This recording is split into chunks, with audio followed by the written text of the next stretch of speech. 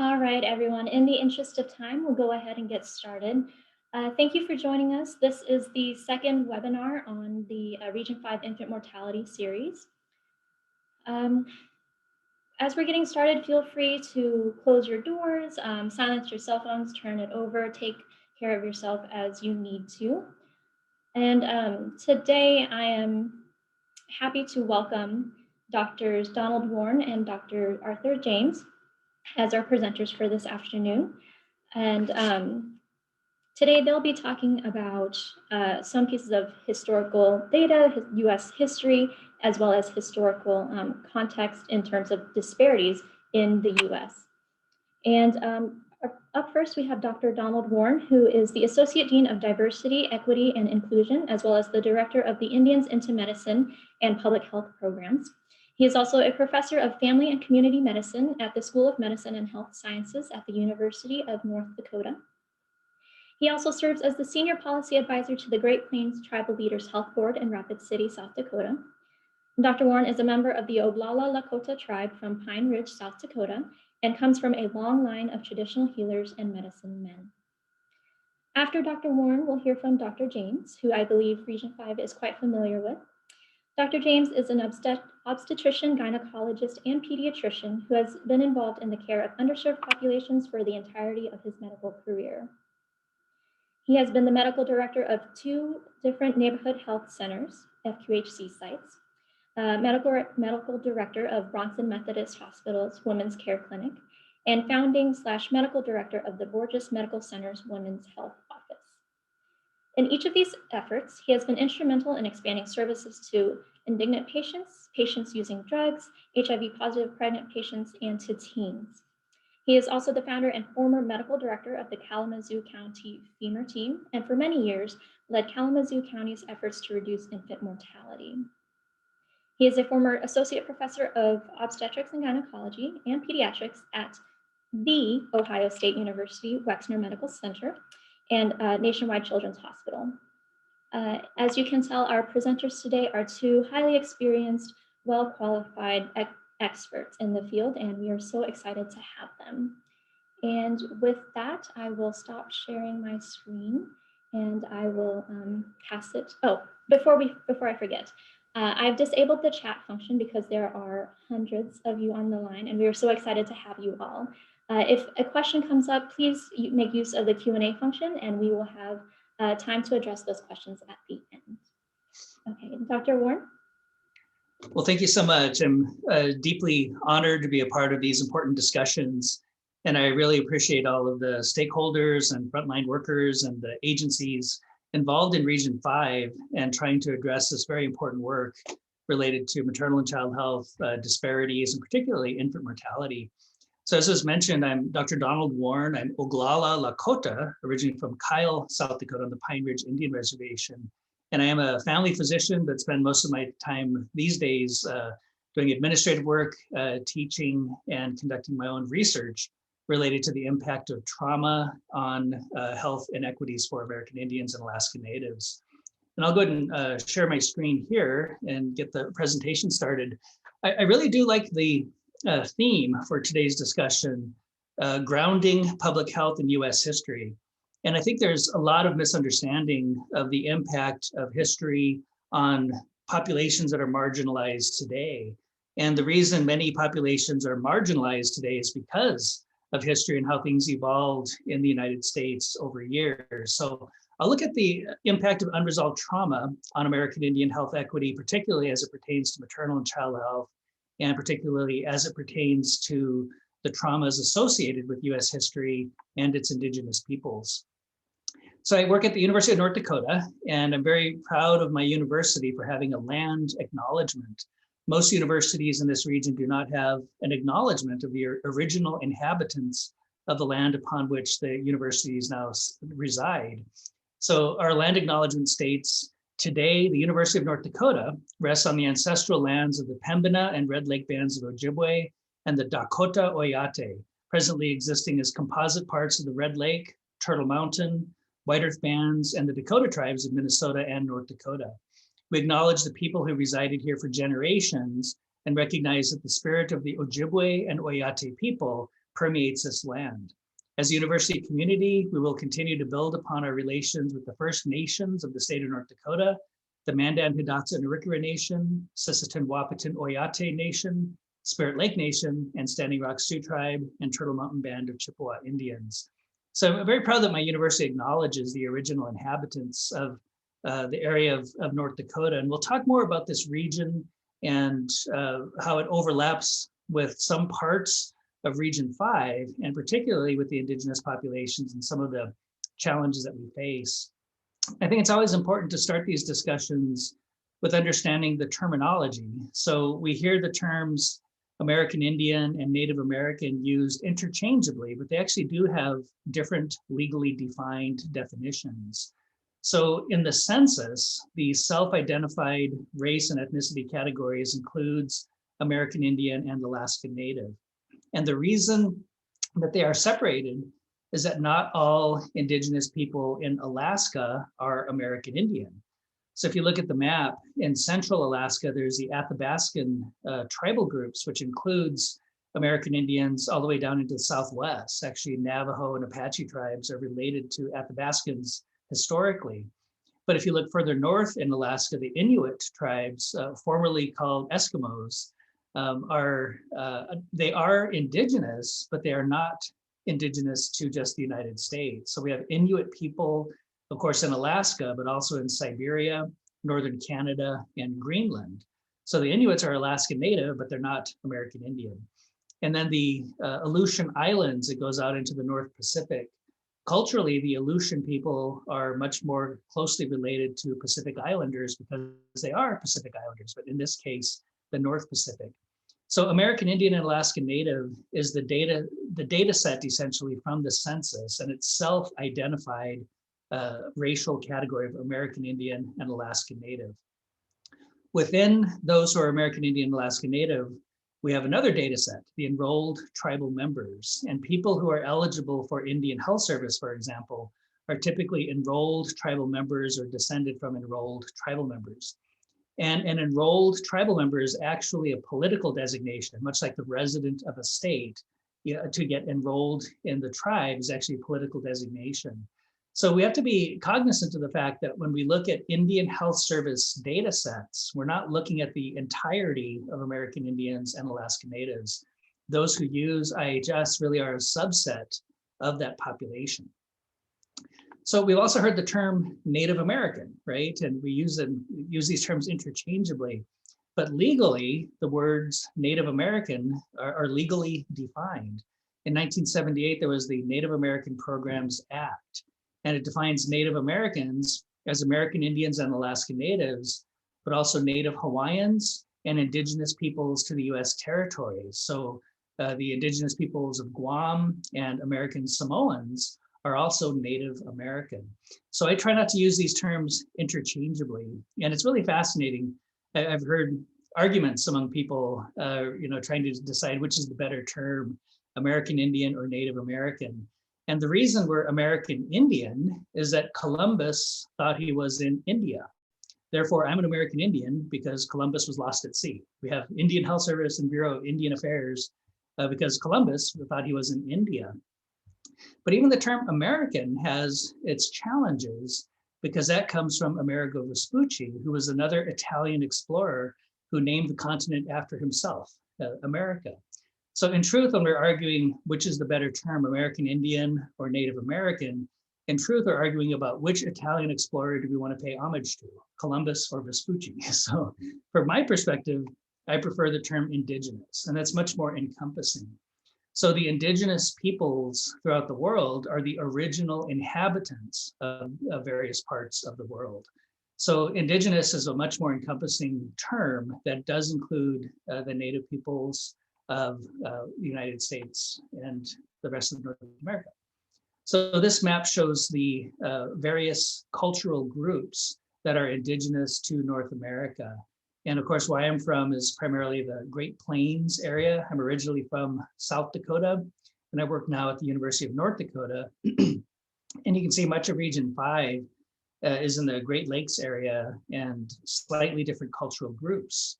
So we have to recognize that within Native America, in terms of North America, that the indigenous peoples are very diverse. There's not a single American Indian or Alaska Native culture or language. There's hundreds of cultures and languages represented by the indigenous peoples.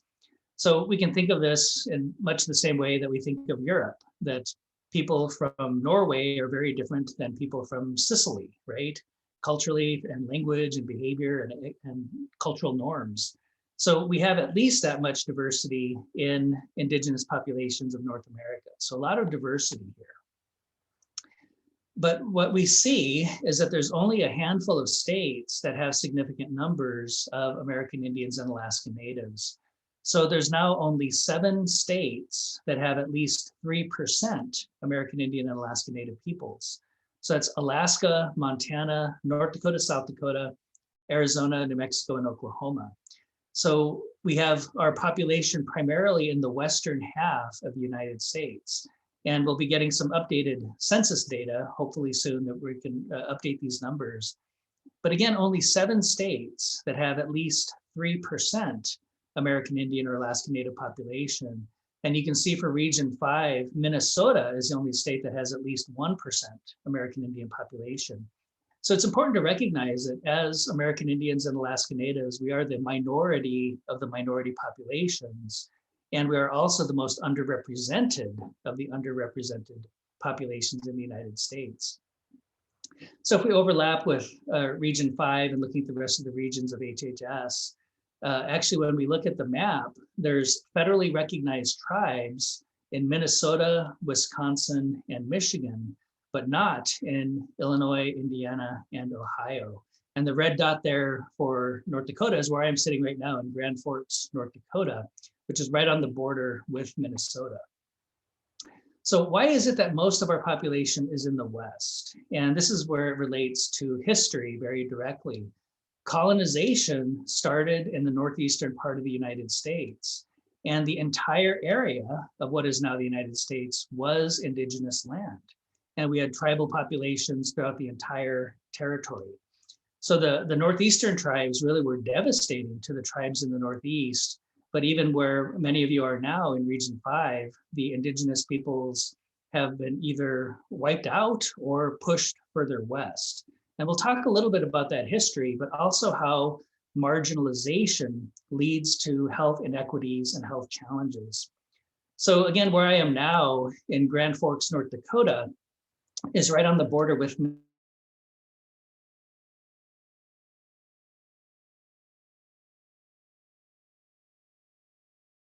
West. So my people are now what is the western half of South Dakota originally. And the Dakota people were in the eastern half of the Dakotas as well as the western part of Minnesota. So the reason this was called the Dakota Territory is that the colonizers encountered the Dakotas first. If colonization had started in the west, they would have encountered the Lakotas, and this would be North Lakota instead of North Dakota. And I'd work at UNL instead of UND if colonization had come from the other direction. So you can see on the map where I am located in Grand Forks, not too far from Minneapolis. So this whole region was a gathering point in the summer times. And the reason it's called Grand Forks is that it's the confluence of the Red Lake River heading west and the Red River heading north. And Lakota and Dakota people would gather here every year. So every time I cross over the bridge and see the Grand Forks, the rivers coming together, I always imagine to myself how beautiful that must have looked with thousands of teepees and tens of thousands of people gathered right here. And then throughout the summer months, the Red River heads north.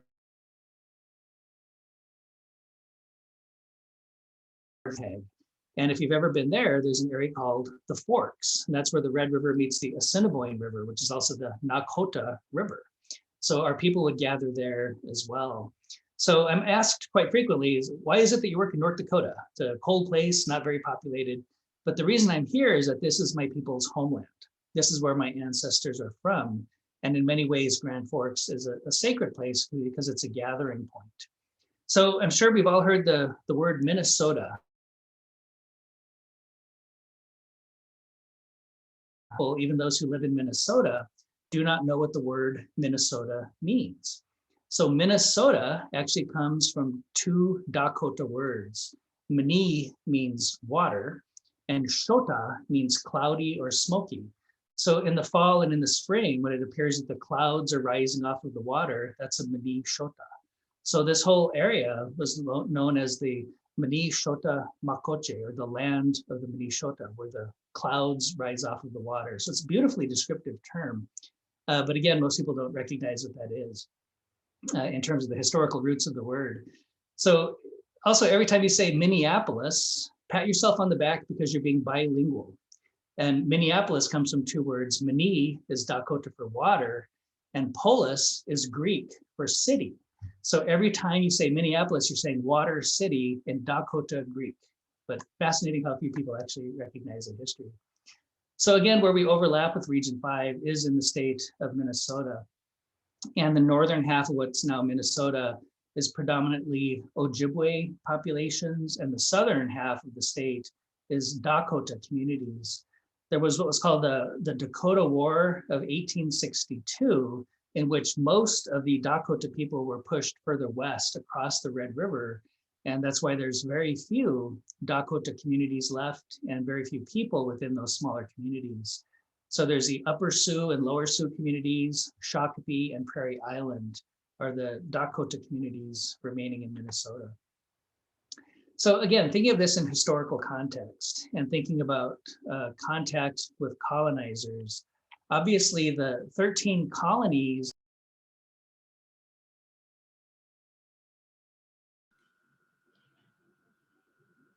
We might have lost Dr. Warne. Let us give him a minute here to see if he can sign back on. I noticed that he might have had some technical issues, and so if you could just please give us one moment. And yes, the slides will be shared and the recording will be shared as well when it is available. I'll email it to the listserv, so you'll receive an email from me with all of this material. 1 second, please.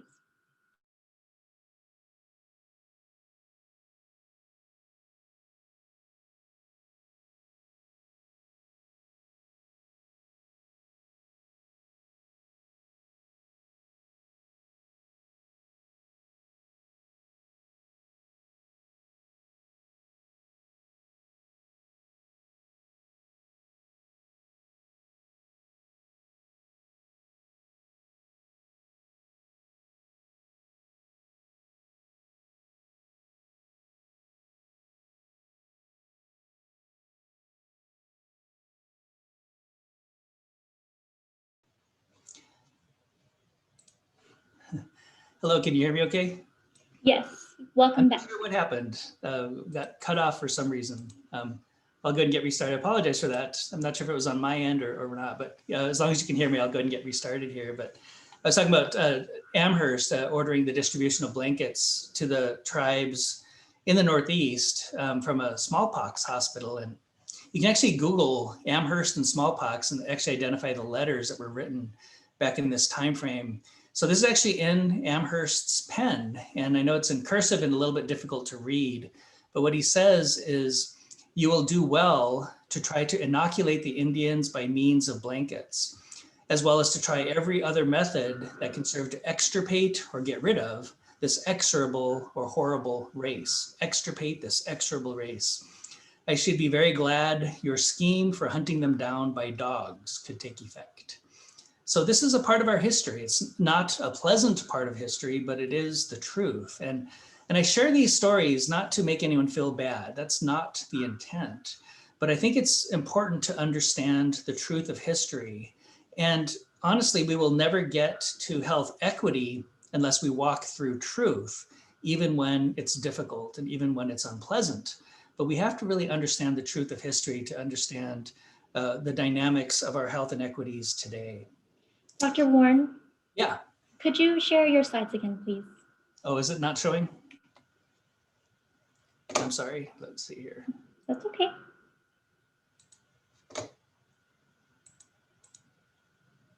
Is that better? There we go. Yep. Okay.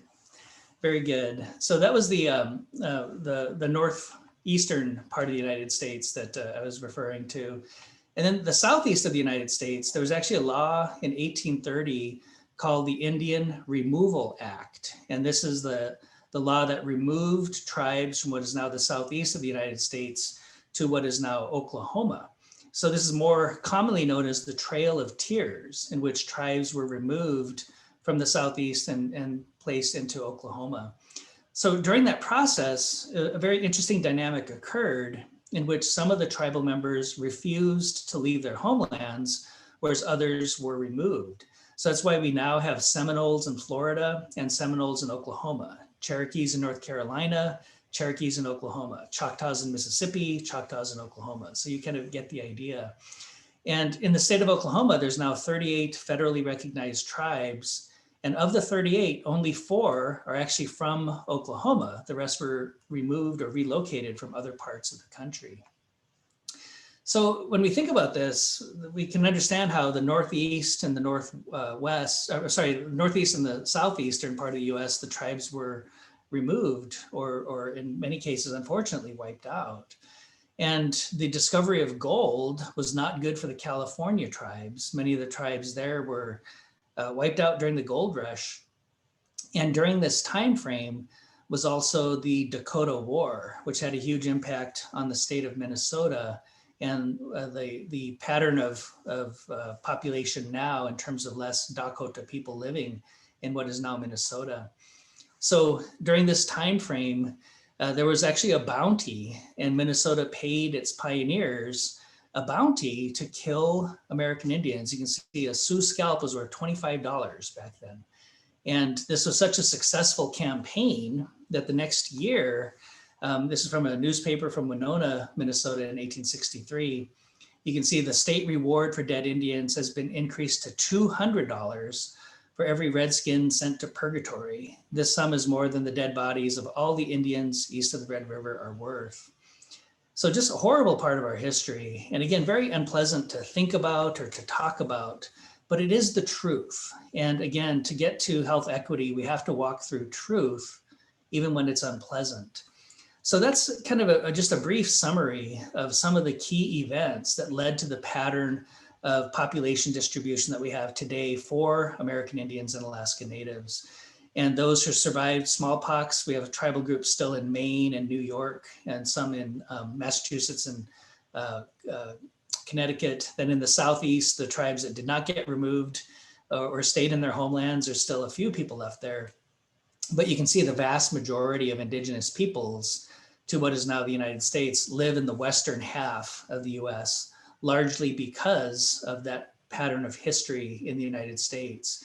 And again, with Region V, we have tribes in Michigan, Wisconsin, and Minnesota, but no federally recognized tribes in Illinois, Indiana, or Ohio because of that history.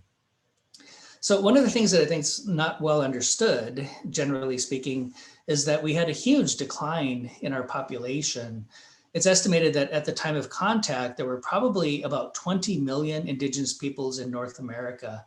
Of that number, probably around 5 million in what is now the United States. And by 1900, that number went down to less than 200,000. So it was almost a complete genocide of the Indigenous peoples. The good news is at the 2010 census, there were 5.2 million self-identified American Indians and Alaska Natives. So the population has made a comeback. It's rebounded in terms of the numbers. But what is the long-term and intergenerational impact when you have this much loss of people, loss of languages, loss of culture, loss of territory, loss of resources, loss of self-sufficiency? What is then the intergenerational impact on the social determinants of health?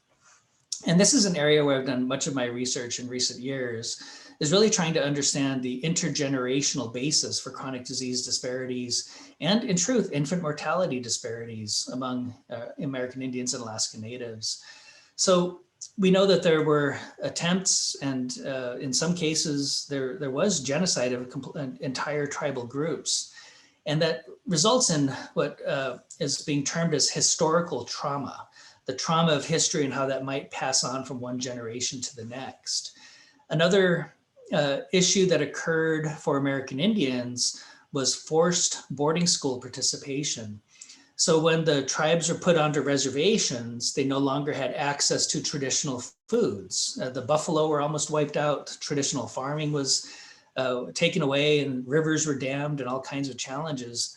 So the tribal members became dependent on federal government food programs just for survival. So there was a time frame when the tribal members were told, either give up your children to go to boarding school, or we will withhold your rations. So the choice was either give up your children or starve. And this is not ancient history. My own mother is a survivor of boarding schools. And there is unfortunately a long history of abuse of the children who went to boarding schools.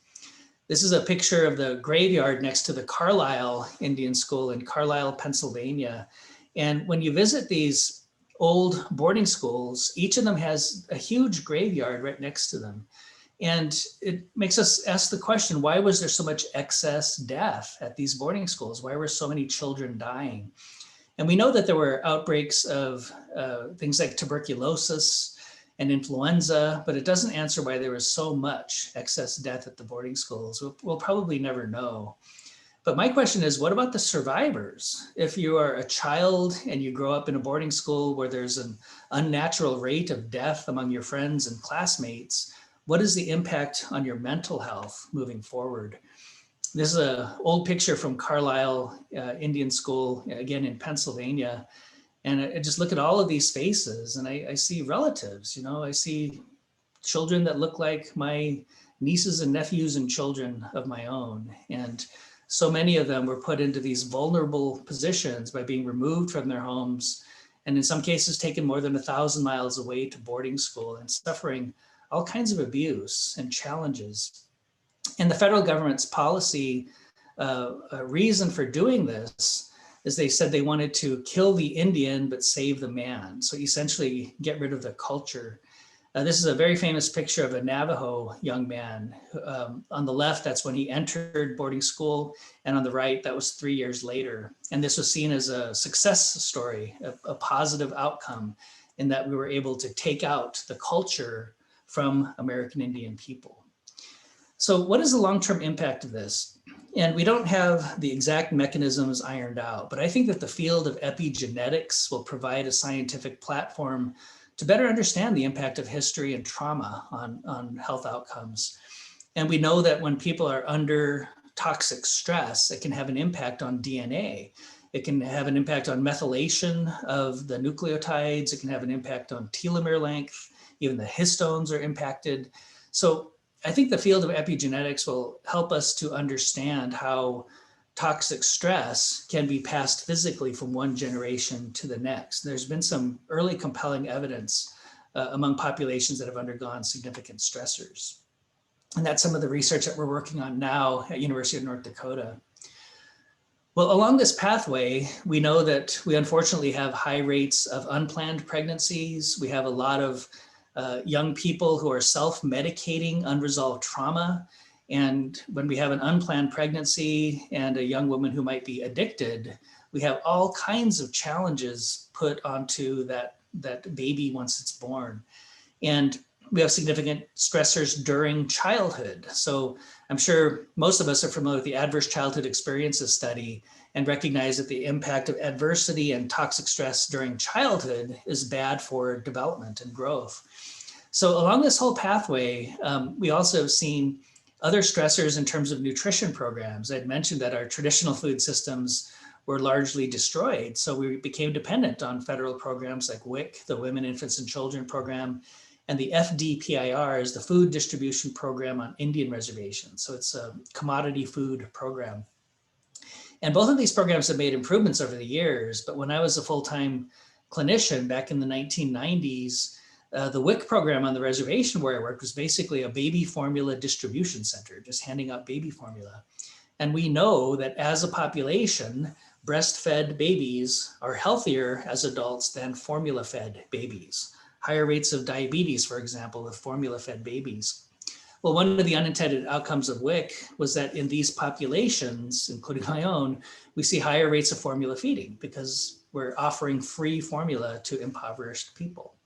So that's one of the challenges, is that we also don't understand the full impact of the potential nutritional epigenetics and other stressors caused by unhealthy food programs.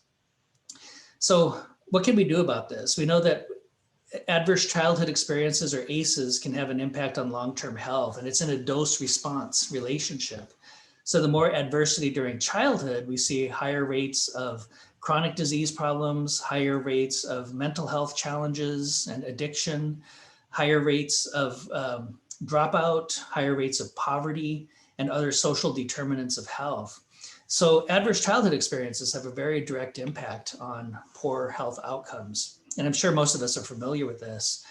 I do appreciate what CDC, through their National Center on Injury Prevention, has done in recent years, is looking at this not with adverse childhood experiences as the foundation, but what are the social conditions and the local context that put some populations at greater risk for adverse childhood experiences. And they are actually recognizing that generational embodiment and historical trauma can lead to those social conditions that result in higher risk for ACEs, and then disrupted neurodevelopment, impairment of social and emotional and cognitive development, health risk behavior, disability, and early death. And I think this is an area where we have a lot of work to do in terms of recognizing public health interventions that could have an impact on everything from maternal and child health all the way through elder adulthood. So the adverse experiences or the challenges don't end at age 18, correct? We still see a lot of toxic stress for the adults as well. And living in poverty is stressful. Living in a context of marginalization or racism is stressful for people living in these communities. And one thing that I observe is, the children who've gone through boarding school experiences or adverse childhood experiences eventually become parents. And what have they learned about parenting? And I really believe that our traditional parenting approaches are much healthier, and our interventions need to include traditional cultural approaches so we can overcome the impact of colonization. So this is something I published in 2014. For those who are interested, I can share the document, but it's looking at this essentially timeline from historical trauma all the way through disease disparities in current times. This was published in 2017, looking at what is killing our children. And this is from the National Academy of Medicine, and recognizing that among American Indian, Alaska Native children, unintentional injuries represent 41% of all deaths. But the SIDS rate, sudden infant death syndrome, among infants is more than double for American Indians compared to the non-Hispanic white population. And in some of the reservation communities in the Dakotas, it's more than triple the rate of non-Hispanic white. So a lot of work has been done in this area to quantify the challenges. What we really need to do is identify solutions moving forward. So we know we have significant challenges, the social determinants, including higher rates of poverty and trauma, even the politics and lack of representation for American Indians, policy challenges. One of the big policy challenges, and I know that HRSA is well represented here, but when we look at the maternal and child health block grant, those grants go to the states, and whether or not those resources get to the tribal communities is dependent on whether or not the state has a good relationship with tribes. Some states work very well with their tribes, some states do not. So there are policy issues that we need to better understand and quantify to come to solutions. And with all these social determinants, we know that we have worse health outcomes in terms of all kinds of health disparities, but also inequities across education, income, and other social factors. So we need to address equity in a more comprehensive way. It's not just a medical issue or a behavioral issue or a public health issue, it's also a policy issue, an economic issue, an education issue, and all of those domains that have an impact on the social and ecological circumstances that lead to inequities. So I'm sure many people have seen this image before, or a similar type of image, looking at the differences between equality and equity. And I like the metaphors here. We can think of equality as being maybe a package of services, like a Medicaid plan, one size fits all approach to health. And we can see here, the guy on the left didn't need it. The one in the middle is being served well. The guy on the right is still underserved. So that's equality. It's a one size fits all approach. Everyone gets the same services. Or in education, everyone gets the same curriculum, whether or not it meets their needs.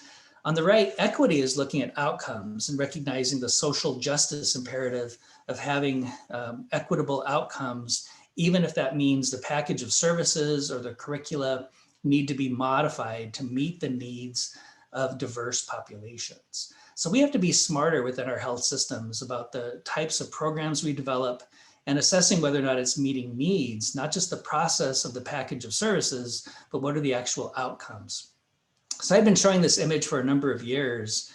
And a couple of years ago, someone sent me an image that I think is just brilliant. And the question is, what is that fence doing there in the first place?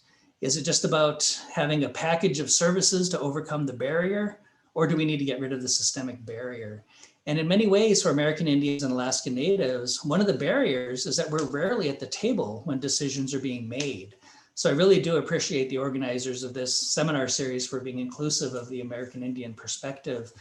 But also when I think about larger organizations, I'm on the National Board of Trustees for the March of Dimes. I'm the only American Indian at the table, and I've been on multiple national boards, and I'm usually the only American Indian in the room.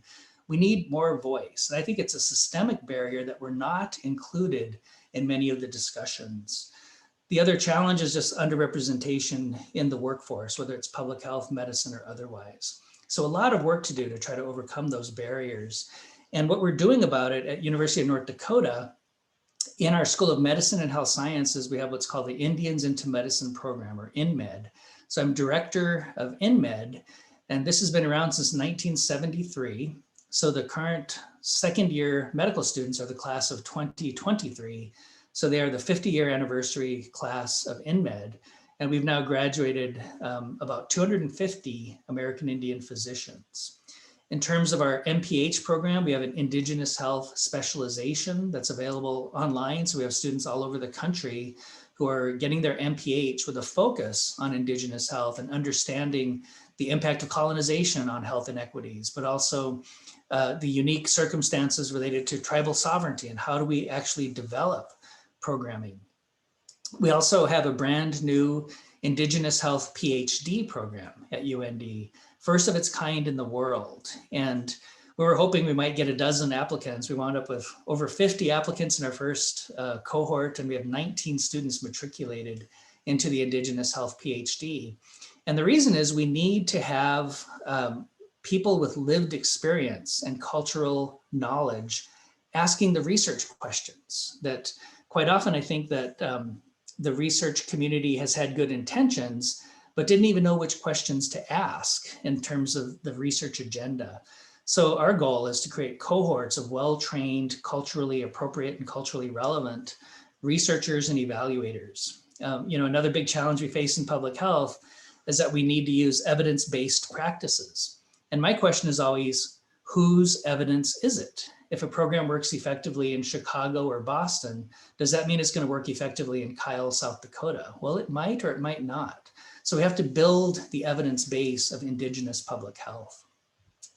Also very pleased to announce that as of March 1, so just a little over 3 weeks ago, we did receive a large-scale NIH grant to establish the Indigenous Trauma and Resilience Research Center.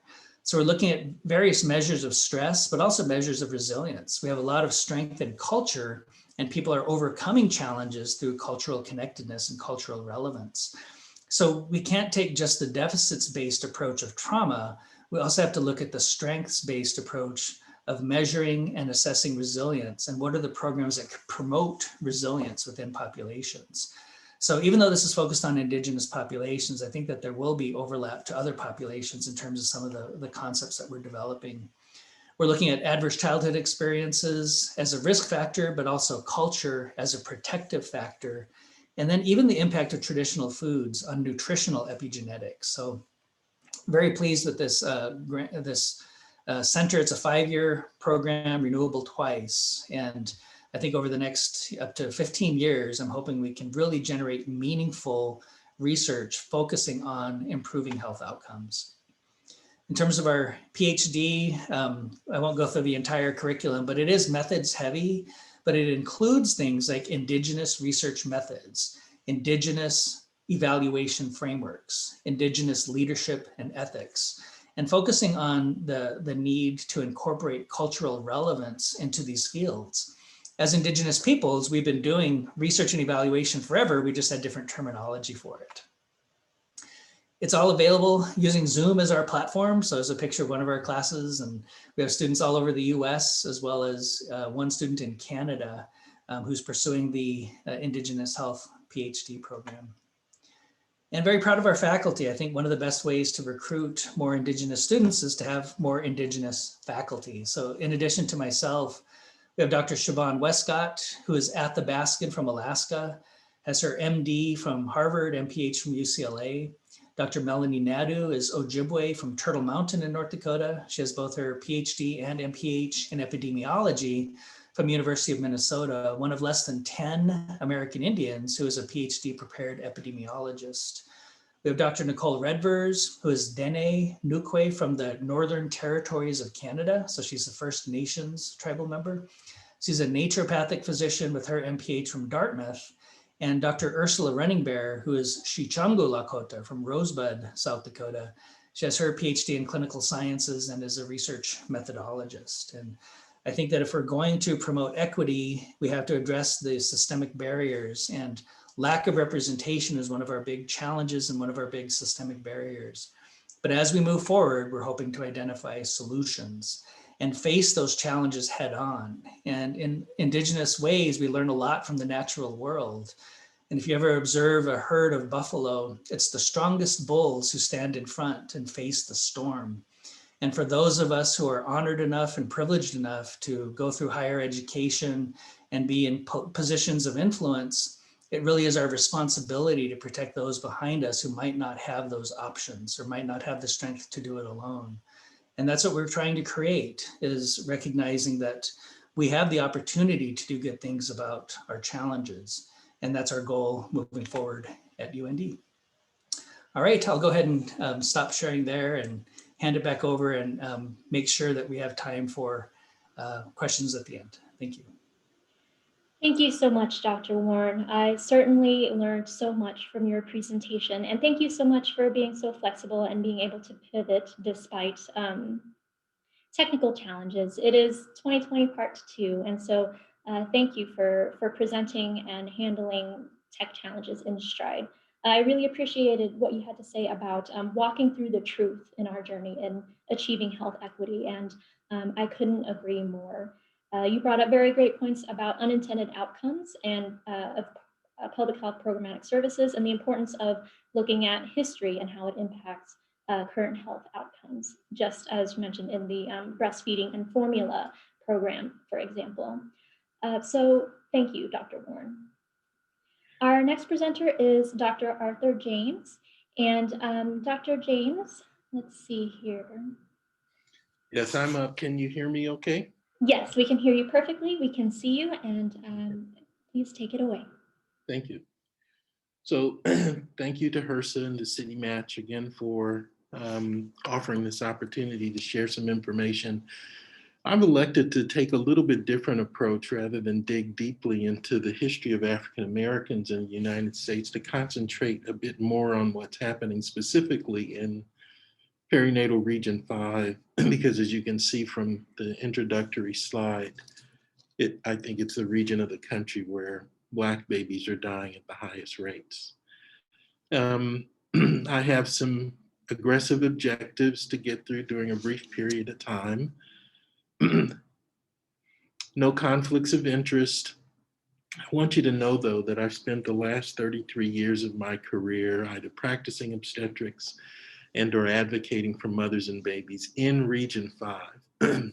And 1 through 4 here are some of the lessons that I've learned. That racial disparity in birth outcomes, in my opinion, is the most problematic maternal child health challenge facing this nation. That race is a social construct, and as such, I don't believe that our physiological differences on the basis of race offer adequate explanation for maternal and infant morbidity and mortality disparities.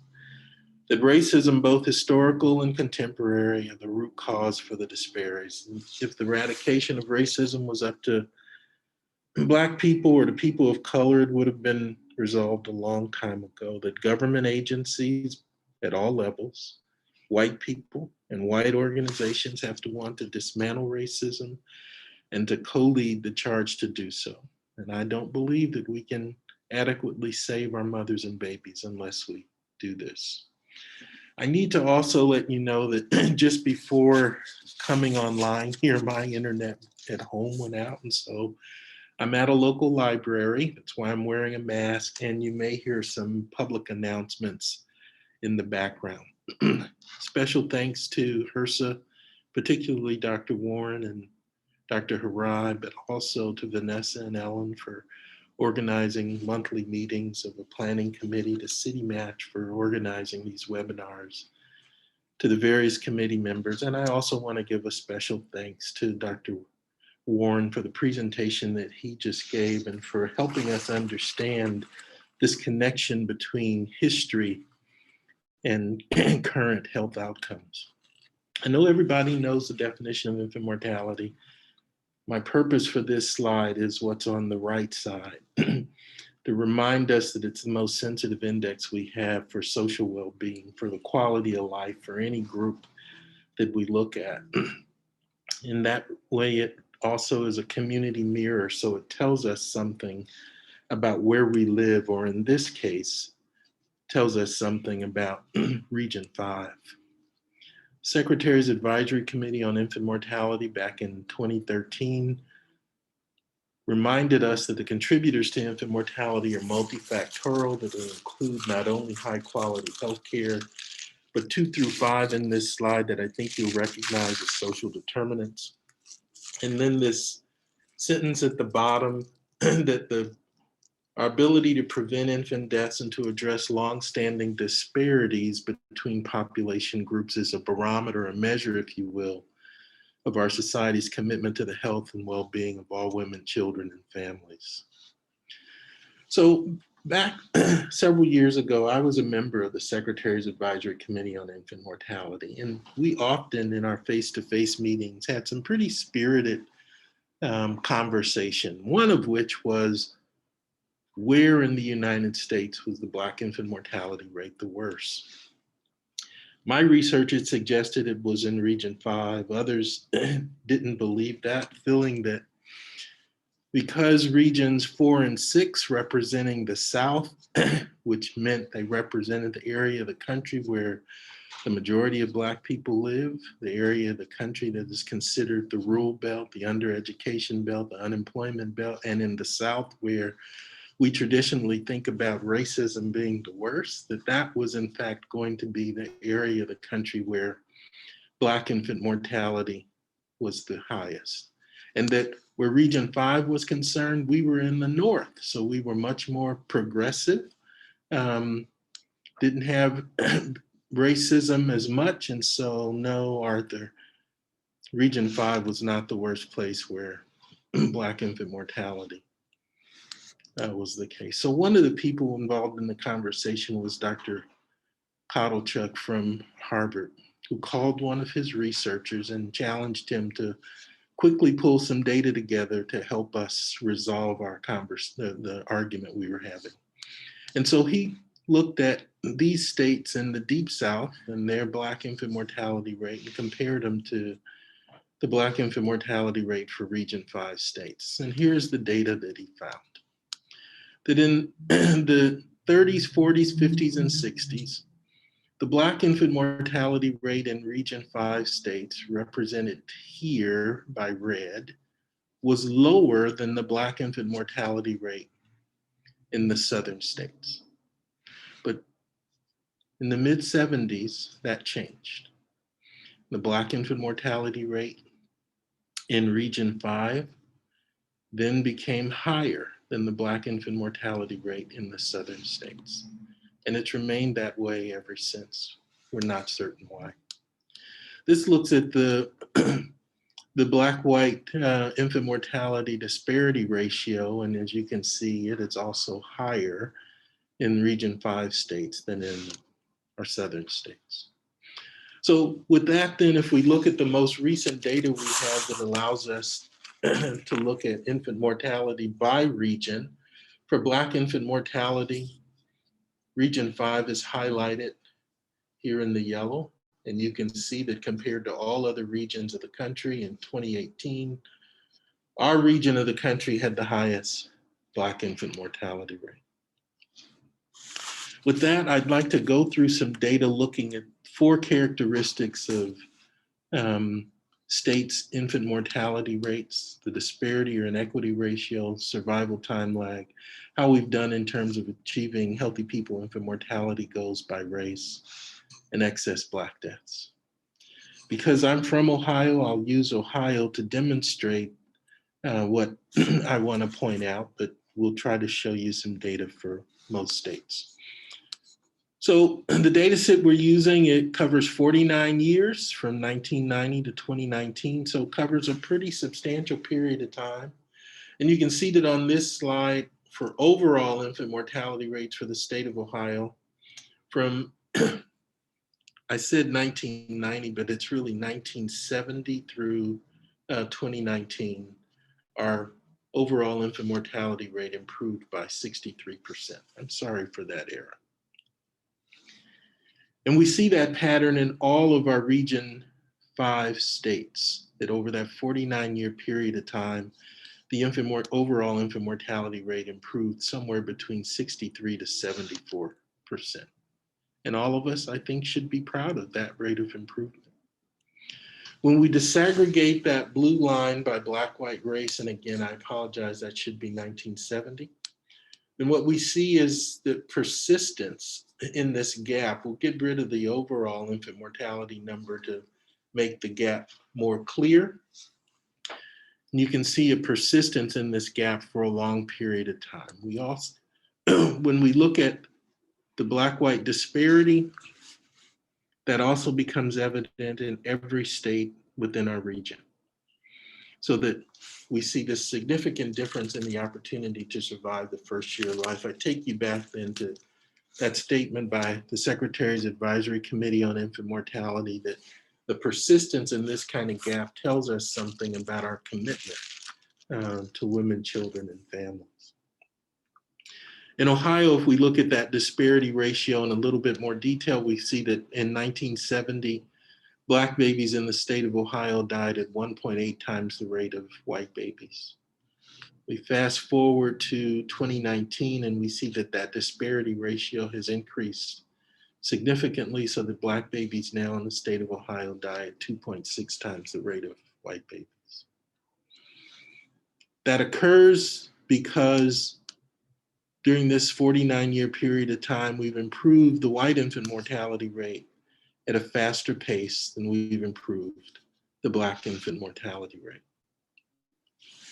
Again, we see that pattern in all of our Region 5 states, so that over this 49-year period of time, the disparity ratio and the opportunity to survive the first year of life by Black-white race increases because we've improved the white infant mortality rate at a faster pace than the Black infant mortality rate. Now, understanding the relationship between these rates, in my opinion, is very important because it allows us to predict what's going to happen in the future. And here's what I mean by that. So look at these numbers in the middle of the slide. And if I ask you what comes after 2, 4, 6, 8, everybody would say 10. Or 5, 10, 15, 20, everybody would say 25. We know that because on the basis of the relationship of the numbers preceding the answer we're asking for, that relationship tells us what we can expect the next number to be.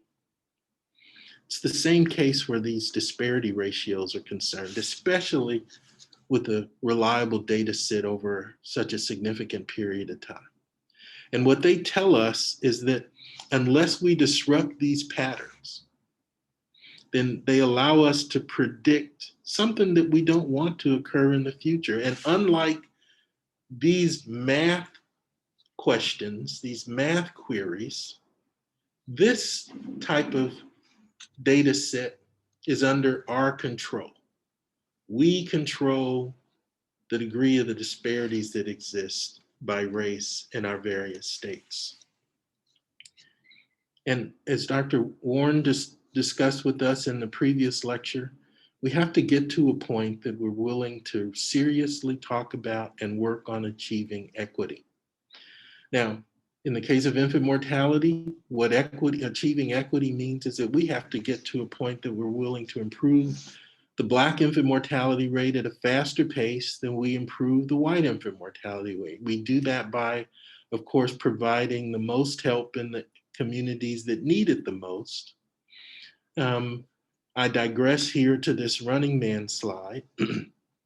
If in fact we want the runner who is behind to catch up to the runner who is in front, and we want that to happen without allowing the runner who is in front to slow down so the runner who is behind can catch up, then it means that the runner who is behind has to run faster than the runner who is in front in order to get rid of this distance between the two of them. Where infant mortality is concerned by race, we have to get to a point of improving the Black infant mortality rate at a faster pace than we improve the white infant mortality rate. And we have to do that without allowing the white infant mortality rate to get worse, without allowing any compromise to our efforts to improve the white infant mortality rate. Now, I've given various forms of this lecture in a lot of different places, and I can tell you that that whole notion of improving the Black infant mortality rate at a faster pace than we improve the white infant mortality rate bothers a lot of people. It's been labeled as unjust, unfair, immoral, wrong. But in fact, if you look at the data from all of our Region V states, this has been going on for decades for the benefit of white babies. And we've all acted as if it's okay, as if there's nothing wrong with this. And part of what I'm suggesting to us today in Region V is that these kind of trends need to end. I'd next like to talk about a different characteristic of the same data set, what I refer to as a crude survival time lag. You won't find this in the literature. For those of you who joined this webinar series lecture last month, Dr. Warne gave a much more elaborate explanation for this. We hope that before the end of the year to write this up. But here is what I mean for us today.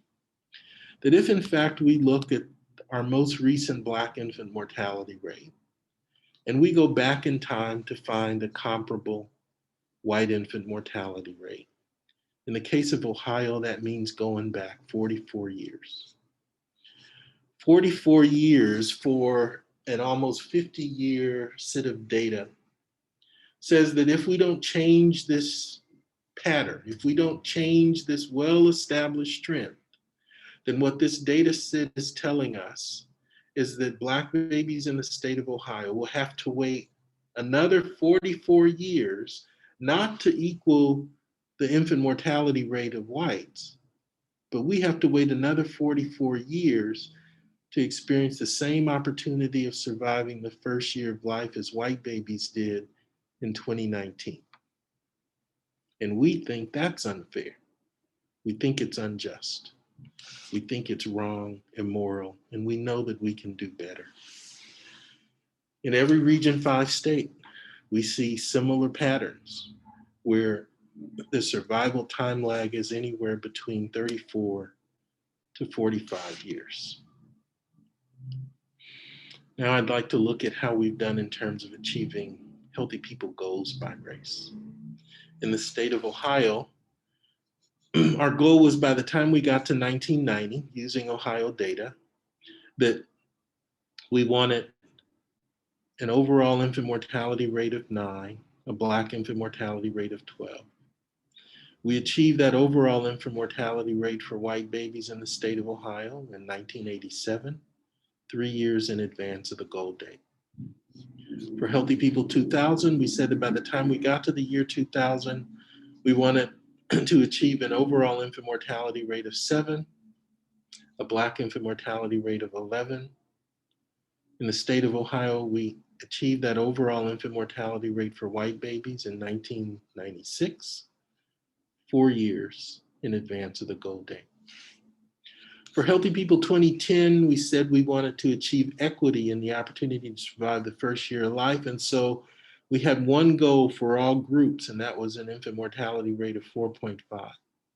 In Ohio, we did not achieve that goal for white or Black babies.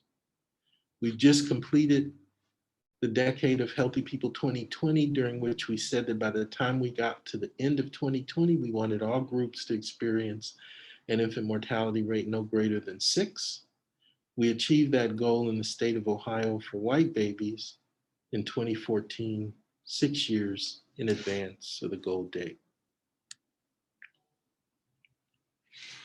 The state of Ohio has never achieved any Healthy People infant mortality rate for Black babies. During the 4 decades of Healthy People, even when for the first 2 decades, our aim was for disparate rates, our state has never accomplished any Healthy People goal for Black babies. Now, as we look at this for the other states, I'm not going to go through each of these slides in detail, but understand here that the pattern is that for each state, with the exception of 2010, we've hit the goals for white babies. And generally speaking, we've achieved those goals by or in advance of the goal date. Minnesota was the only state that achieved the Healthy People 2010 goal for white babies. In Region 5, Ohio, Michigan, and Wisconsin have never achieved any Black infant mortality rate goals for Healthy People. For those of you who are interested, when you get this slide set as an addendum to the slide set, I do have this data in more detail for each Region 5 state for each of these characteristics, so that you will be able to look in more detail at the data for your own state. The last characteristic of this data set is to look at how we've done in terms of excess Black infant deaths. To look at that, we're looking at 3 years worth of data from 2016, 17, and 18. And in the state of Ohio, if the Black infant mortality rate and the white infant mortality rate had been the same, then during this 3-year period of time, we would have saved the lives of 582 Black babies. If the average classroom has 25 students, then what that means for us is that in the state of Ohio, each year we lose 8 classrooms of Black babies because of excess deaths from infant mortality. If we apply that to the other Region 5 states for single years, the data on the left is what we see for those excess infant deaths that we lose each year. And for Region 5 every year, a total of 30 empty classrooms of Black babies because of the inequity in the opportunity to survive the first year of life. And if we look at that over a 3-year period of time for each of the Region 5 states, these are the numbers that we see, totaling 2,265 or 90 empty classrooms of Black babies every 3 years. So the question for us then is, why is the Black infant mortality rate so high? Within the context of history, those of us of African ancestry were brought to this country and enslaved starting in 1619, undergoing 246 years of slavery, followed by another 99 years of Jim Crow. It's only been 57 years since passage of the Civil Rights Act, and I think most of us who are African American would suggest that the playing field has not been level even since then. So about 402 years of unfairness. I'm trying to make it clear by what I've said in the left margin here that I think the biggest contributor to the racial disparities that occur, not just in infant mortality, but essentially in any domain you want to look at, is because of how our nation has managed the issue of race. At 246 years of slavery, followed by 99 years of Jim Crow, represent 86% of the African American experience to date. 86% of the time when we've provided significant advantage to those of us who are white while simultaneously exposing those of us of African ancestry to significant disadvantage. And whenever we talk about disparities, again, in any domain you care to mention, we never talk about this history. We never talk about the advantage we've given one group while simultaneously subjecting another to disadvantage. Also appreciate that advantage and disadvantage accumulate over time so that it helps to explain why the disparity ratios get worse even though the infant mortality rates for both groups improve over time. There's this quote by Dr. Glaude that I think is important for us to understand, that history, despite its wrenching pain, cannot be unlived, but if faced with courage, need not be lived again. For those of us who are African Americans, there's some sobering issues we have to deal with regarding our history here. First off, that slavery ended because the North won the Civil War. But in many ways, it feels as if the South has won the peace. That at the end of the Civil War, the United States was the largest slaveholding country in the entire world. Because of mass incarceration, fast forward 100 years, the United States has arrested enough of the descendants of those slaves that now the United States has the highest incarceration rate of any nation on earth. And for those of us of African ancestry, we are dependent on the same government that enslaved and oppresses us to now save us. And after 400 plus years, I think we're convinced that we live in a country that's proven that being fair to us is not something significantly high on their radar screen. That America has worked hard at trying to keep certain people out, to limit opportunities to certain groups. And these are some examples. What I'm emphasizing here is what's occurred to those of us who are African American. Dr. Warne just talked to you about what has happened in our country relative to Native Americans or our indigenous population. So this is another cartoon about the inequality, equality, equity issue. I want to start with this one that looks at inequality. And I suggest to you that at least that 246 years of slavery and 99 years of Jim Crow, accounting for that 86% of the time that Africans have lived in this country, can be characterized by inequality. And recall that we said that advantage and disadvantage accumulate over time. That we suggest that we've made strides toward equality, particularly after the Civil Rights Act was passed, because we've provided more help to communities that have been subjected to disadvantage. But I think you'll agree with me that given how long we've provided advantage to another group, that this in fact does not represent equality. We strive today for equity, providing more help to the communities that have been marginalized and suffered the most. But you can see even in working to provide equity that there still is an imbalance and a favorable distribution of goods to those of us who are white in our country.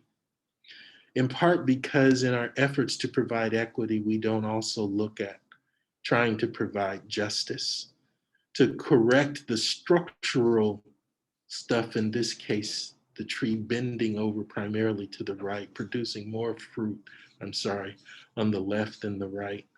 And so improving our structural injustices also have to be a part of achieving equity. It is what Dr. Warne was referring to when he was talking about the importance of achieving equity in all domains.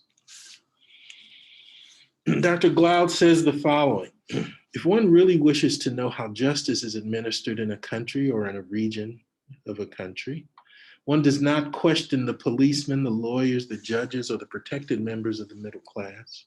One goes to the unprotected, those precisely who need the law's protection the most, and listens to their testimony. So ask any Native American, African American, Mexican, or any Puerto Rican, any poor person, ask them how they fare, not just in the halls of justice, but also in benefiting from an equitable distribution of opportunity in our country, in our region. And then you will know not whether or not the country or the region is just, but whether or not it has any love for justice or any concept of it. So Dr. Warne talked about in this new NIH grant that they received, this whole plan to... May I have your attention, please? Sorry Well, in the about library, this please wear announcement. your mask properly and practice social distancing at all times. Thank you for helping to keep our community safe. About the plans to evaluate and look at resilience. Many of us are stuck in terms of looking for people in communities who demonstrate characteristics of resilience.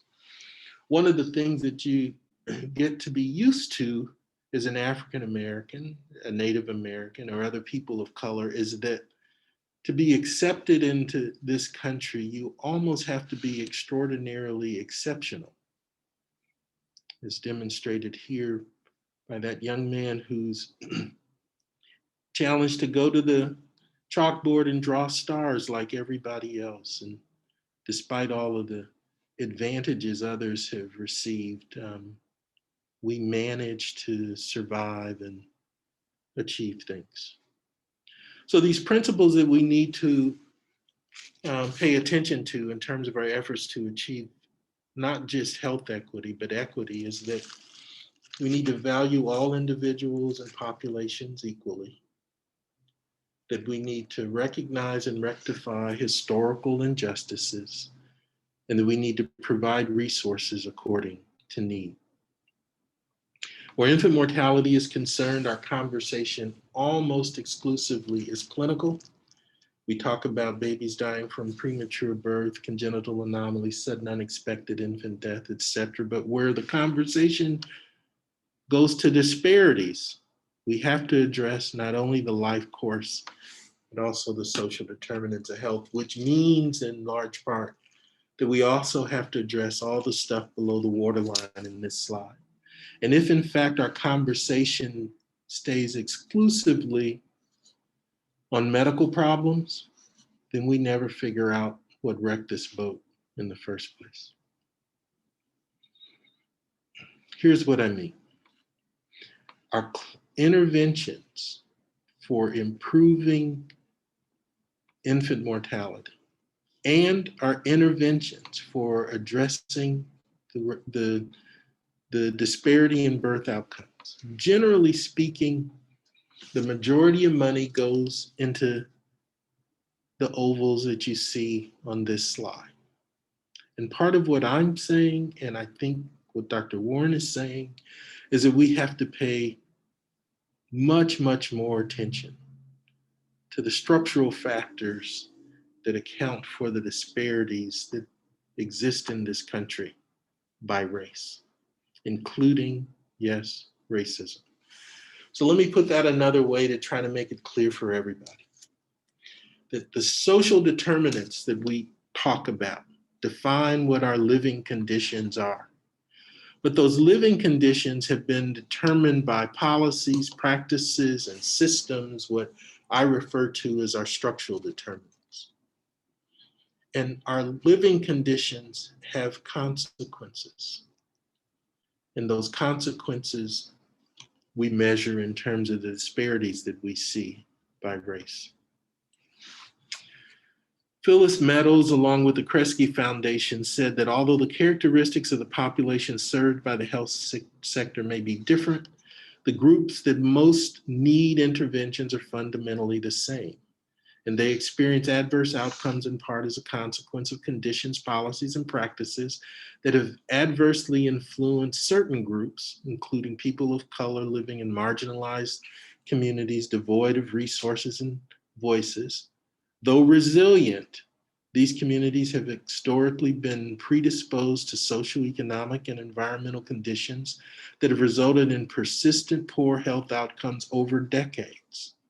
So much so that race, culture, ethnicity, and zip code have become proxies for poor health. In 1988, the Institute of Medicine defined public health as what we as society do collectively to assure the conditions in which people can be healthy. This definition applies to all people all of the time, not to some people, not to all people some of the time, and not to some people more than others. According to Dr. Meadows, this definition implies that health is achieved through the actions we take as a society. Now think about that within the context of the disparities that represent every state that we live in and the opportunity to survive the first year of life by race. It's in part because of that and the demonstrations that took place over the summer of 2020 that people have begun to recognize that racism is a public health crisis, that it contributes so substantially to the disparities that we see, again, not just in birth outcomes, but across the board.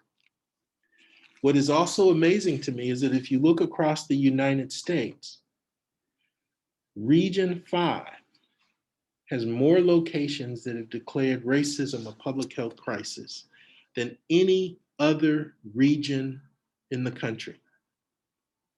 I think it also says something about us, that our population is crying out to us, that it recognizes that racism is problematic here, that racism is causing disparities in the quality of life, and that it's something that we need to address.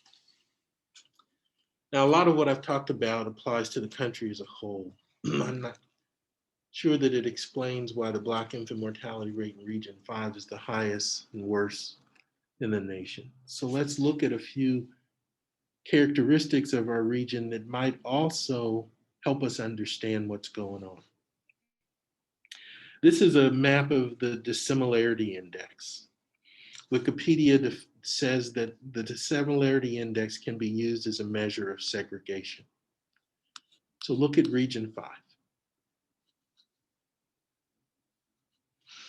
According to our last census, if you take the 30 most segregated metropolitan areas in the United States, 16 of the 30 occur in Region 5, right here where we live. In 2014, The Root, which is an online Afrocentric newspaper, said that the 5 worst states in the United States for Black people to live: worst Wisconsin, next Ohio, then Michigan.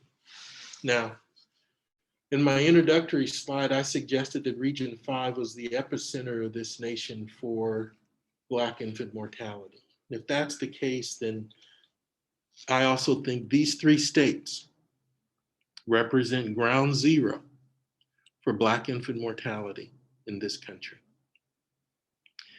Back in 2014, the Annie E. Casey Foundation did a study called Race for Results, where it looked at each state by race in terms of how they were doing for preparing children in those states for success. They had 12 different parameters that they looked at. The higher the score, the better the state was doing.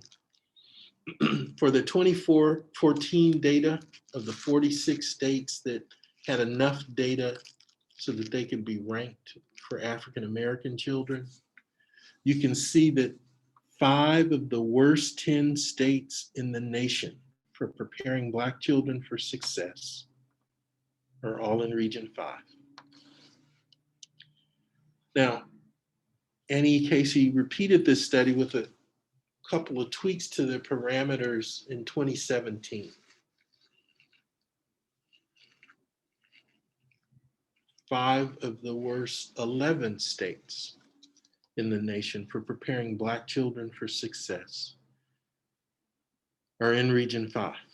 I want you to also note that Wisconsin, Michigan, and Ohio. Michigan, Ohio, Wisconsin, those 3 states that I suggest should be considered ground zero where Black infant mortality are concerned, are our worst performing states in this study as well. In January of last year, Bloomberg did a study looking at the best and worst metropolitan areas for Black women. And for overall outcomes, Minneapolis was the only large metropolitan area in Region 5 that ranked in the top 20. Our other 7 large metropolitan areas all were in the worst category. Where general health outcomes were concerned for Black women, Minneapolis and Columbus ranked in the best category. Our other 6 large metropolitan areas all ranked in the worst. Where educational opportunities for Black women were concerned, we had 3 metropolitan areas ranking amongst the best, 5 amongst the worst. Where economic opportunities were concerned for Black women, 8 of the worst 20 in the country were all right here in Region 5. So as we have this discussion about what our goals ought to be, where should we be aiming for, our literature today suggests that health equity is carrying the day, that's where most people suggest we should be aiming for. But Nancy Krieger reminds us that social inequality kills, that it deprives individuals and communities of a healthy start in life, increases their burden and disability of disease, and brings early death. That poverty and discrimination, inadequate medical care, and the violation of human rights all act as powerful social determinants of who lives and who dies, at what age, and with what degree of suffering. It's because of that I'm strongly of the opinion that our goal needs to be not so much health equity as it is to achieve equity. And I think you heard something similar in the previous presentation. The bottom line is that the disparities that exist in this country on the basis of race are not natural. They don't occur because of group level flaws amongst people of color. They don't occur because white people are better than people of color. They occur because of the way our country, again, has managed the issue of race. They occur because we have made them this way. And the only good news in that is that if we made it, it means that we can fix it, that we can change it. So the question for us, being the worst place in the country for Black babies to be born, is what are we going to do about it? Now, I admit that there's some challenges that we are offering to people who are willing to take up this mantle today.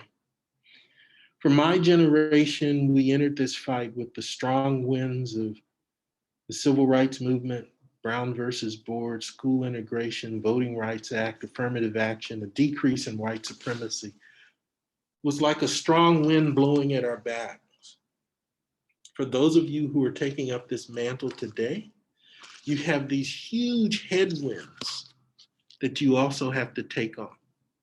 A rise in hate crimes, resegregation, retrenchment, mass incarceration, voter suppression, unbelievable voter suppression going on now, police shootings, the elimination of affirmative action, a rise in white supremacy, and a rise in national racist rhetoric. At the beginning of her new book, Caste, Isabel Wilkerson describes this situation, that there is a famous black and white photograph from an era in the Third Reich. It's a picture taken in Hamburg, Germany in 1936 of shipyard workers who were saluting in unison and allegiance to the Fuhrer. If you look in that circle to your right, you'll see that there is one person who is different from the others. He's surrounded by fellow citizens caught up under the spell of the Nazis. He is the one man standing against the tide. Now, if you look at this from our vantage point today, he's the only person in the entire scene who is on the right side of history. Indeed, during that period of time, it was a huge act of bravery to take such a stand. We would all want to believe that we would have been him. We might feel certain that were we Aryan citizens under the Third Reich, we surely would have seen through it, would have risen above it like him. We would like to believe that we would have taken the more difficult path of standing up against injustice in defense of the outcast. But unless people are willing to transcend their fears, endure discomfort and derision, suffer the scorn of loved ones and neighbors and coworkers and friends, fall into disfavor of perhaps everyone they know, face exclusion and even banishment, it would be numerically impossible, humanly impossible for everyone to be that man. So she poses the question, what would it take to be him in any era? And more importantly, what would it take to be him now? Barack Obama told us that change will not come if we wait for some other person, some other time. We are the ones we've been waiting for. We are the change that we seek. So if that's true, then if this persistence and this disparity is not enough to make us change, my question is, what will? In my opinion, the persistence in this disparity represents the most egregious evidence of persistent racism in this country. And we have to change it. When James Baldwin, when people would talk to him about addressing our racial problems in this country, he said that regularly what he heard was from people that it was going to take more time. And so I quote him here with embellishments in red by me. You've always told me it takes more time. It's taken my father's time, my mother's time, my uncle's time, and my aunt's time, my sister and my brother's time, my nieces and my nephew's time. And before them, it took my grandparents, great-grandparents, and great-great-grandparents' time. And now it denies any time to far too many mothers and babies. So how much more time do you want for racial progress? Keep in mind that that data that I showed you is happening on our watch. Now is our time. And we have to make a difference where this stuff is concerned. The disparities occur because the way that rules have been set up so that some of us have a better opportunity of experiencing success than others. It's not because some of us are better than others. It's not because of group level flaws amongst people of color. These disparities, as I mentioned earlier, are not natural. We created this stuff and we need to stand up and fix it. For those of us who are in MCH and in Region 5, our job is to stand in the gap to help our mothers and babies, no matter what their race, no matter what their socioeconomic status, to stand in the gap and help them to achieve success until the gaps are eliminated. It's hard work. Nelson Mandela's life proved to us that it always seems impossible until it's done. Thank you. Thank you so much, Dr. James, for a wonderful presentation. And thank you for your call to action. I think it's very clear moving forward in MCH equity work. And thank you to both of our presenters, Dr. Warne and Dr. James, for being able to pivot in face of internet challenges and 2020 part 2. So we have received several questions in the Q&A box, and I've just re-enabled the chat function, so feel free to chat in as well. And just to go ahead and get started, One of the questions that we received was about the PhD program at the University of North Dakota. Dr. Warren, did you want to speak to that a little bit? Sure. The question is it open only to Indigenous people? And the answer is no, it's open to anybody. We do have some non-Indigenous students who are enrolled in the first cohort. And in truth, we need champions and colleagues from multiple diverse backgrounds really to get to where we want to be in terms of equity. So it's open to any race or ethnicity. Thank you. And another related question, there seems to be a rising interest in reparations for African American people. Are there any movements to push for reparations for Indigenous people? Yeah, one of the starting points is just truth and reconciliation. And in Canada, they've done a good job in terms of recognizing the truth and some degree of reconciliation. We haven't gotten that far yet in the US, but there are certainly efforts in that direction. I mean, one starting point, honestly, would just be to tell the truth in history books. You know, we don't like to acknowledge some of the terrible aspects of our history as a nation because it doesn't paint us in a good light. However, it is the truth. And again, we need to address the truth. So many of us are working toward that end, but yes, also truth and reconciliation more broadly. Thank you, Dr. Warren. Let's see here. The next question says, how much does the decline, I think in reference to infant mortality, how much does the decline have to do with the loss of Black owned and operated hospitals disappearing? The number of Black owned and operated hospitals during the time that it decreased from 500 to only one left at Howard University in 1965 into the 70s. Yeah, I don't know the percentage, Wanda, but I do think that it's a contributor. I think you've heard me tell the story before that at least where Black maternal morbidity mortality was concerned, that in 1915, my maternal grandmother died while giving birth at home.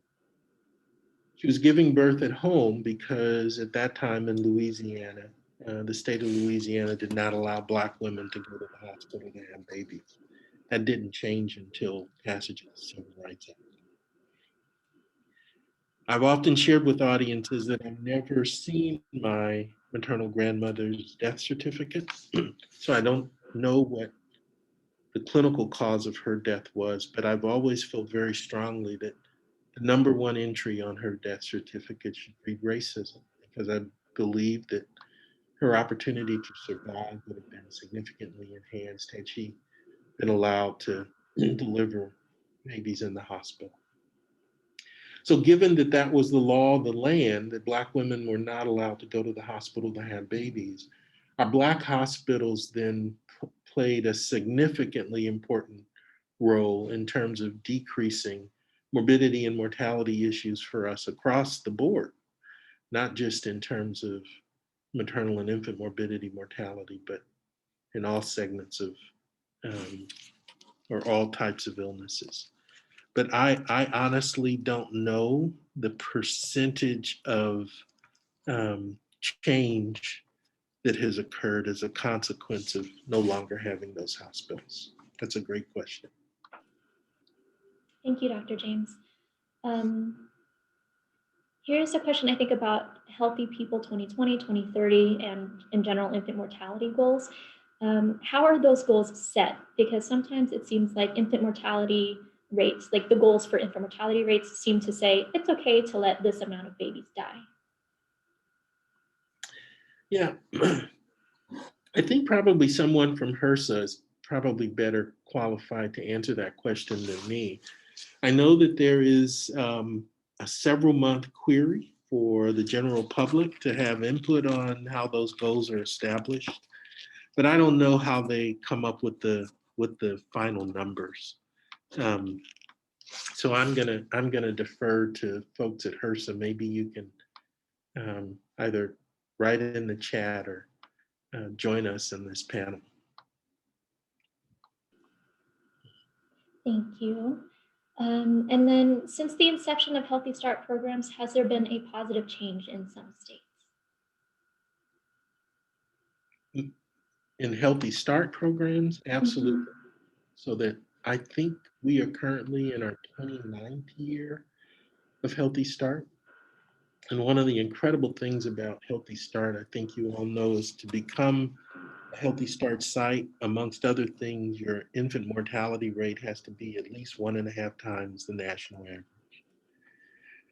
And over again, what Healthy Start programs have demonstrated is their ability to significantly decrease the infant mortality rate. So that the last cumulative infant mortality rate that I saw for Healthy Start sites is from 2015, when the cumulative rate for 100 sites was an infant mortality rate of 5, which at that time was less than the national average.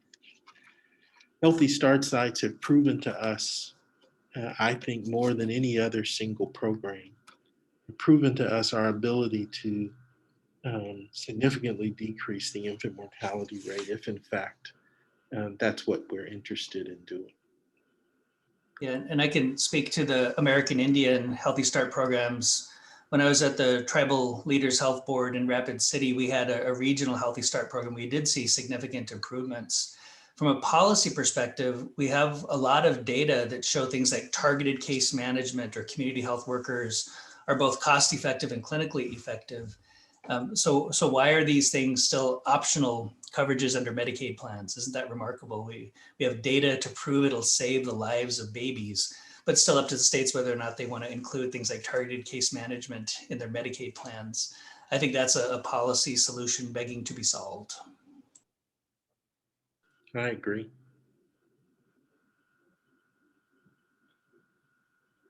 So in addition to Healthy Start, when the Black infant mortality rate went down over the years of 1970 to 2019, what were some additional reasons or efforts to possibly account for this decrease? So I think that that overall the Black community and Black infant mortality has been able to benefit from the improvements that we've made in medicine in general. I think in the latter years, the recognition of the significant contribution of the social determinants of health, and some communities paying attention to that also helped.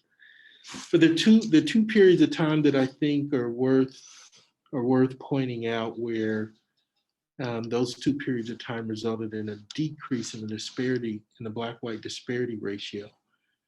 One was when we gone from the 60s to the 70s. There was a significant decrease in the disparity ratio between Blacks and whites for infant mortality. I think the primary reason for that was passage of the Civil Rights Act and what that meant in terms of, again, Black women in the South being able to go to the hospital for the first time to have babies, but also improvements in the general quality of life for African Americans in this country. The other period of time that in fact resulted in a significant decrease in the disparity ratio was what we experienced from 2000 to 2010. Now remember, in Healthy People 2010, we said that we were going to set one goal for all groups for infant mortality, that our aim was to eliminate the racial disparity in birth outcomes. And although the goal was a very, very aggressive one, an infant mortality rate of 4.5, I think that the national conversation about eliminating the racial disparity in the opportunity to survive the first year of life contributed to that significant decrease in the disparity ratio during that decade. We have to do more of that, but we have to do more of that along with supporting the things that are going to be necessary to eliminate the disparity, that equity pyramid that I showed before. Thank you, Dr. James. Here is a more general question that I think you both can speak to. It states, I have heard strong pushback from cultural communities as in response to the term cultural competence, as you cannot be competent in a culture that is not your own, and the idea that you can is a feature of privilege and lets systems off the hook for doing the deep work on moving towards systemic change, and that is better and increasing representation in professional fields. I know large systems like healthcare, schools, etc., love the term cultural competence. And this person would like you to speak about your thoughts on this term. I guess I could start and then have Dr. James, but I agree that that's not the ideal term, and it's the term that's been kind of embedded within academics and other sectors, culturally competent care. But I agree. How can we be truly competent in other cultures? But I do like the terms cultural humility, cultural awareness, cultural safety, and recognizing, I think the most important issue is that there are cultural differences in communication, cultural differences in belief systems, language, and so many factors that have an impact, that we actually have to have at least the humility to recognize that there are different perspectives. But the exact right term, I'm not sure if I've heard that yet, but I'd love to hear Dr. James' thoughts on that. Well, my thoughts are very similar to yours. I think that our emphasis ought to be on trying to assure that we have the appropriate cultural representation in the practices that we stand up to allow us to be more culturally humble and appropriately representative of the populations that we serve. Thank you. And as a follow-up, how important do both presenters feel or believe that cultural and linguistic humility plays in addressing maternal mortality and morbidity rates? Yeah, I think that's just so vitally important. And in addition to the system being more culturally humble and aware, I think we also have to recognize that each culture has strengths-based assets that could be utilized. So, for example, in many indigenous populations, we never had the idea of a nuclear family. It's an interesting term, right? Nuclear family, where just a mom and a dad and children. Actually, historically and culturally, it was the role of one generation to raise the next generation. So I would have just as much responsibility for my nephew as I do for my son, just as much responsibility for my niece as I do for my daughter. And all my siblings and cousins would have that same responsibility. And what a beautiful way to raise children. I think that not only is it important for the health system to try to achieve cultural humility, we also need to be humble enough to recognize that individual cultures have strengths that need to be incorporated into these programs as well.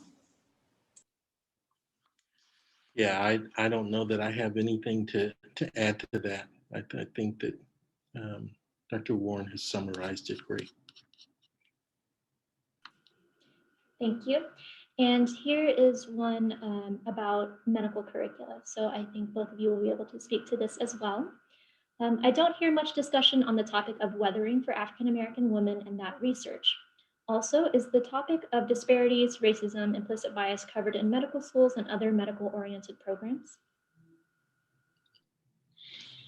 So I think it's becoming more and more common to spend some time talking about racism, weathering, but it's not uniform across the board yet, and we have to get to the point that it is. As you know, when Dr. Arlene Geronimus first started her hypothesis about weathering, she received a lot of criticism. People did not believe that it was a real thing until there were subsequent studies done that showed the shortening of the telomeres of our chromosomes that are associated with premature aging that confirmed her hypothesis. So all of that is something that has to be covered in a lot more detail.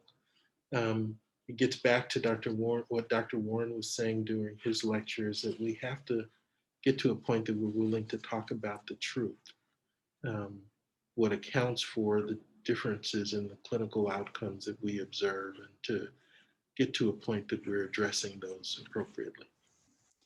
And I can say there is some movement nationally in my role as Associate Dean of Diversity, Equity, and Inclusion. There's an entire movement around DEI, Diversity, Equity, and Inclusion. And I'm part of a work group through the AAMC, the Association of American Medical Colleges.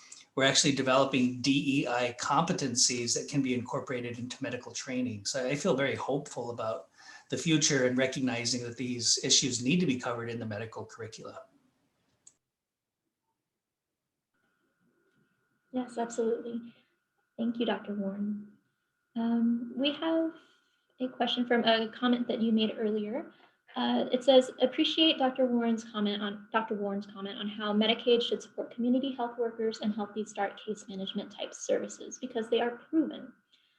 This person would love to hear any other ideas from the panelists about specific system changes, health systems, or other systems that they would advocate for. Yes, I could just start very briefly. In addition to community health workers, because they've been proven across multiple domains, of course, with maternal and child health, but also in behavioral health and in chronic disease management. What's interesting, many hospitals are now using community health workers primarily to prevent rehospitalization within the 30-day window, because there's a financial penalty if someone gets rehospitalized. But I think that's one area where we have a lot of potential growth, and a multitude of entities, including Institute of Medicine, has advocated for that. But in my world, one of the biggest challenges is the terrible underfunding of the Indian Health Service. Our health system is just terribly lacking in resources. So from a national policy perspective, it really is up to Congress whether or not they adequately fund the Indian Health Service, and historically they never have. So to me, that's the biggest issue, but I'd love to hear Dr. James' perspective. Sure. So I agree with everything that you said. In addition, in the maternal child health space, I think that not only paying for the services of community health center or health workers is important, covering the services provided by doulas, adequate reimbursement for certified nurse midwives. I also think in terms of insurance that, especially where maternal morbidity and mortality is concerned, that we need to get to a point that we're providing insurance coverage for the entire year postpartum, not just the first 6 weeks, and that all forms of contraception need to be covered by our insurance products. Thank you. Let's see, we have one that asks, for many, dealing with the social determinants can feel overwhelming. Where are some areas where communities may consider putting more of their energy, and where may communities find early wins? Yeah, I can take the first attempt to look at that. I agree, it is overwhelming because so much of it is outside of what we would consider the traditional healthcare space, within our sphere of influence. But I think from a public health perspective, we need to recognize that racism is a public health issue, that poverty is a public health issue. We even need to think of things like economic development as a public health intervention. So it's really difficult as an individual to make huge changes, but systemically, I think we need to recognize that social determinants of health are absolutely vital to address as an upstream cause of our challenges. And that's where we need our systems to be outside their silos and recognize that economics and other social factors have a direct impact on public health. Yeah, I agree. So the general approach that I have taken when asked that question is that you need to query your own community and decide based on your community's interest and strengths where to start. So in some places it may be an area of housing, and others it may be an area of unemployment or poverty, and other areas in the development of food security. Wherever you have the most agreement and strength, that's where you ought to start. But that's just a start. That the social determinants, remember, influence each other. So for example, if you don't graduate from high school, then that influences the kind of job that you're able to get, how much money per hour you make, which influences whether or not you have insurance, the kind of neighborhood you live in, et cetera, et cetera. So that start with where social determinants are concerned, start with where you have the most agreement and strength within your community, but then you also need to figure out a timeline for onboarding a process to address each of the social determinants. I used to tell people in giving these lectures that I once had a dentist who, while working on my teeth, bent over and whispered in my ear, Arthur, you only need to floss the teeth that you intend to keep. And his message to me, of course, was that I needed to floss them all. That's where we stand in terms of social determinants. We have to address them all, but the place you start in each community might be different. It depends on the strength of the community and where the community has the most support and agreement. Thank you both. That makes a lot of sense. Let's see here. There was one that okay. So this one is more general, less about maternal child health outcomes. It states, given that there has been a historic lack of political will to address the way this country organizes systems to impede racial and ethnic populations, how can we build on the recent focus on dismantling structurally racism? It would appear that there needs to be an Equity Act of the 2020s to address this systemically similar to the efforts of the Civil Rights Act in dismantling Jim Crow.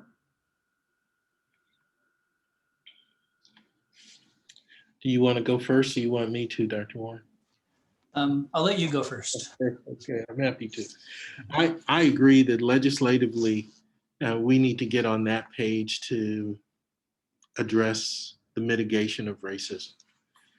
Of course, in our politically divided country right now, where we can't even agree on whether or not all people should have the right to vote, that's going to be an uphill conversation, but it's a place that we need to go.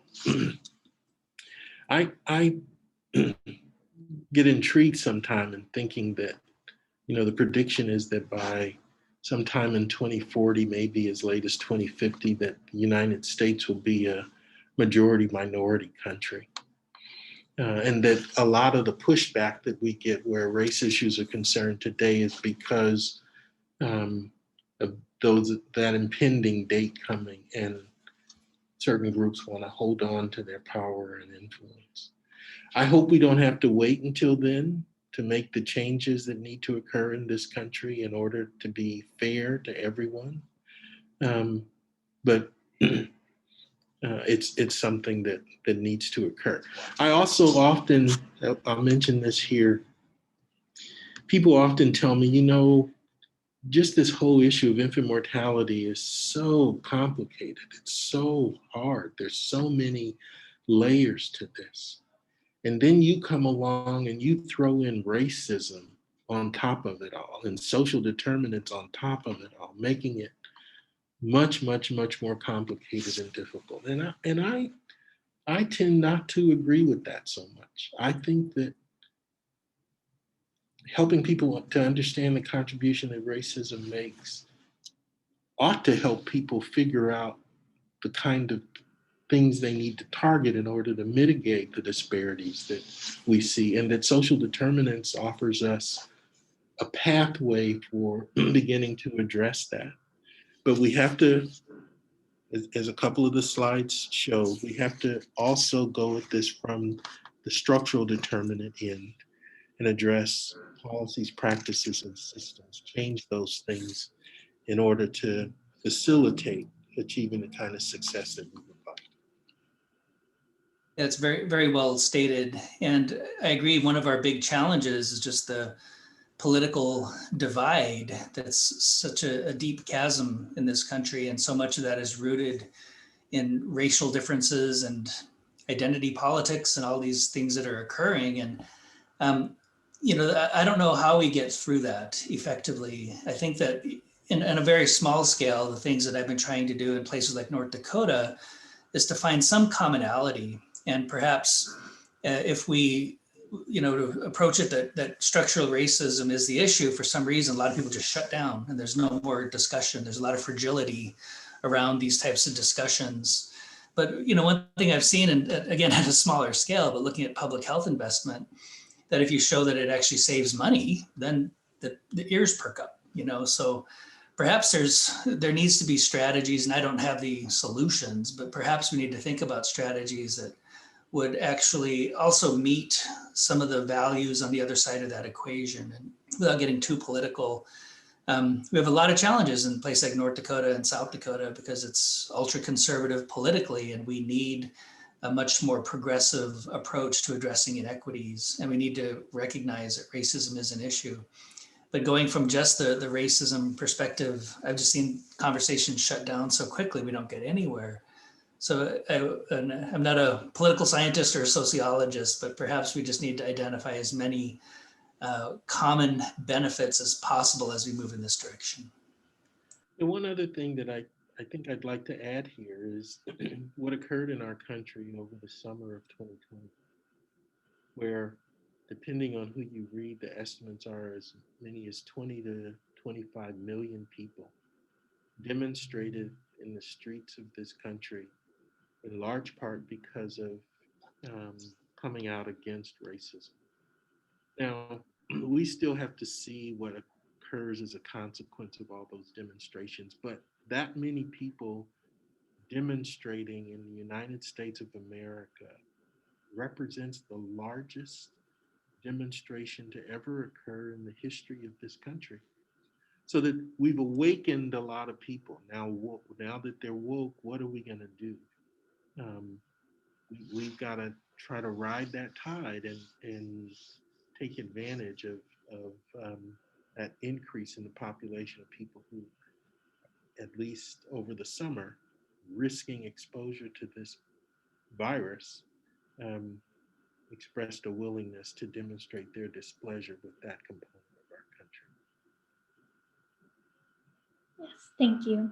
And I see that we are actually at time, but we still have nearly 300 people on the line. So maybe just this one last question, but I do get a report of all of the questions that are submitted. So anything that we haven't covered here, we can cover after the fact through like a Word document. But to end this session, how do we reconciliate the historical issue of trust in government agencies? Yeah, I can take the first attempt at that. And, one of our challenges, again, with underrepresentation is that we don't have enough diversity in public health leadership and academic medicine or academic public health leadership. Just as a quick example, when we look at all the medical schools in the nation, there are 0 American Indians who are deans of a medical school, 0. There's only 2 of us who are associate deans. So I'm 50% of the American Indian associate deans at medical schools. That's not a pat on the back, that's an indictment on the field. So we need more representation. And honestly, the messengers matter. And for the federal agencies or state agencies or tribal agencies, we need more of our own people who are well educated in principles of public health, that are the decision makers and the frontline workers. And we have to recognize that the need for diversity is also a strategy to improve health outcomes and to reduce some of the distrust. And I'll end my comments there just with one last statement. I've had the pleasure and honor of presenting and working with Dr. James on multiple occasions, and I just love spending time with you, Art. So thank you very much for being here with me. Well, ditto. I think you, and I hope that we continue this and take advantage of these opportunities to work together so that we can create some positive changes for everybody. Yeah, I think this could be a part 2, like a fireside chat style conversation, and we just talk about big picture, small picture, and what equity can look like for the future of our country and of our populations. So thank you both, Dr. James and Dr. Warne, for joining us today, and thank you everybody for participating in this session. As a reminder, we ask that you fill out a survey that collects baseline measures for this webinar series. We'd like to measure change in knowledge, in attitude, and readiness. And for April, we do have our next session scheduled for April 20th, and we will feature Dr. Vijaya Hogan, and she will talk about equity frameworks and measures, and really building upon this wonderful foundation that Dr. Warne and Dr. James have set for us as we move forward in our equity work. And just to reiterate, Dr. Warne had provided the titles of his publications, and I'll send that in a follow-up email. I'll send out this recording and all of the slides and everything that we've talked about in this session. So thank you again. Thank you to our presenters, and I hope you all have a fabulous afternoon. Thank you.